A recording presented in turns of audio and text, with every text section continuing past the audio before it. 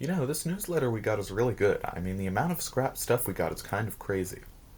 Hey, some Toriel-themed oven mitts. That's pretty cool, I guess. Wait. Feel free to use her as a puppet. Actually, that might be her best use. What?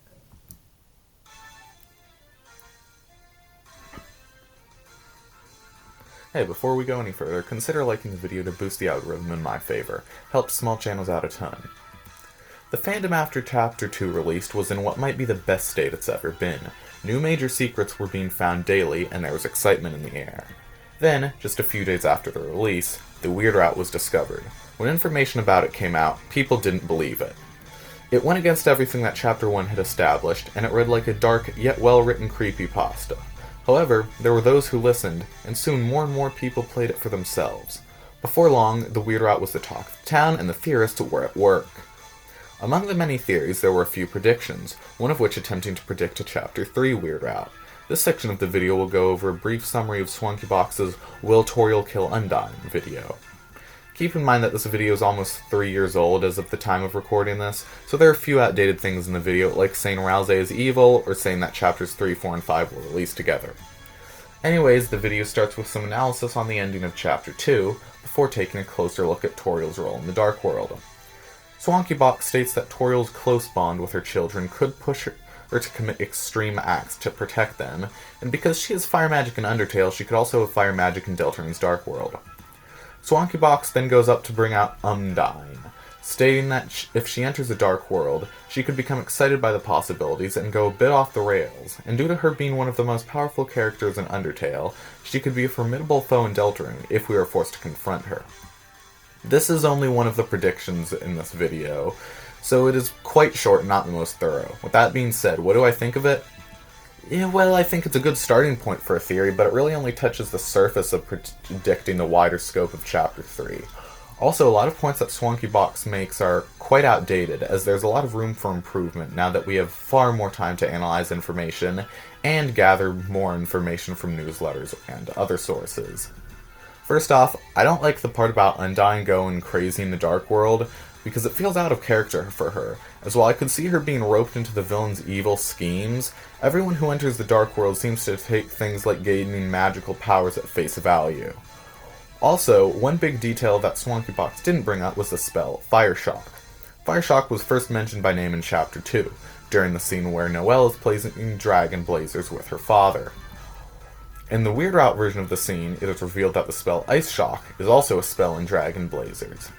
If Ice Shock is a spell that exists in both Dragon Blazers and the Dark World, I can see Fire Shock sharing the same role. With those points made, allow me to share my vision for a Chapter 3 Weird Route involving Toriel. The chapter starts with Chris and Susie waking up in the Dark World. After wandering around a bit and maybe fighting new enemies, Rousey shows up out of nowhere, revealing to Chris and Susie that Toriel has been captured by Tenet, the ruler of this Dark World, who has built his empire from owning a TV network. Yes, I did just make up a backstory for Tenet that serves no real relevance to the rest of my Weird Route. Just go with it. The chapter would then continue as normal for a bit, and the party would split up in the middle.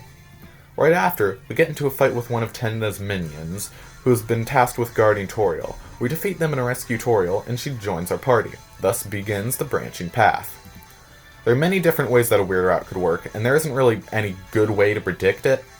All I know for certain is that the Weird Route, we will do some morally incorrect things, and manipulate one or more characters in the process. Also, Noelle most likely has more relevance than other characters besides Chris. However, one thing that I feel somewhat confident in guessing is that it will play out differently than the Chapter 2 Weird Route. This makes sense because Noelle and Toriel are two very different characters who have very different relationships with Chris as well. An idea that I had for a summary of a Toriel Weird Route is that Toriel could function similar to Susie in Chapter 1, with her actions not being decided by us. However, she could change what she does based on choices that you make while playing with her, both in and out of battle. This way, while she could start out with her battle ability being something like defending Chris from attacks, as I've heard a few people suggest, recruiting Darkners would cause her to help you spare them, and fighting off Darkners will cause her to join in fighting.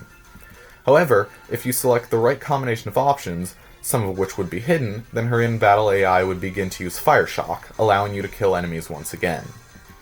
As for the climax of the route, I have an interesting prediction. I think that Toriel will not kill Undyne. I know this might feel like it takes away from the weight of the route, but you have to remember that Chapter 3 is only half of the package, and you would want to save the big shocking moment for Chapter 4. However, I believe that what we do with Toriel could have impacts on Chapter 4. You see, it has been speculated that Chapter 4 will take place in the church. We know that Noelle is going, as her father says so in Chapter 2, and we know that Chris's family seems to be religious, as they have been stated to go to church before, and we know that Azriel was in the choir. The way I see it, we will enter the church's dark world in Chapter 4, and there will be many other monsters inside, such as our classmates, Asgore, or other hometown residents. During the normal route, some of these people could become our party members during part of the chapter, although they would not have any kinds of deadly spells on hand. However, during the weird route, what we did with Toriel in the Chapter 3 Dark World would cause something that ends up making us late for church, and we would end up entering the Dark World after everyone else, but at roughly the same time as Noelle, who was kept awake late into the night from what happened in Chapter 2, causing her to oversleep and is late as a result. This forces her to join our party one way or another, and the route continues. If you made it this far, thanks for watching the entire theory. This was a fun one to make, and it would be appreciated if you subscribed if you liked it too. I usually upload once or twice a month, so I won't flood your notifications. If you have any thoughts or suggestions, share them in the comments, and if you want to see more videos like this end card will show you something you might like from me. That's all for this one, so have a good day.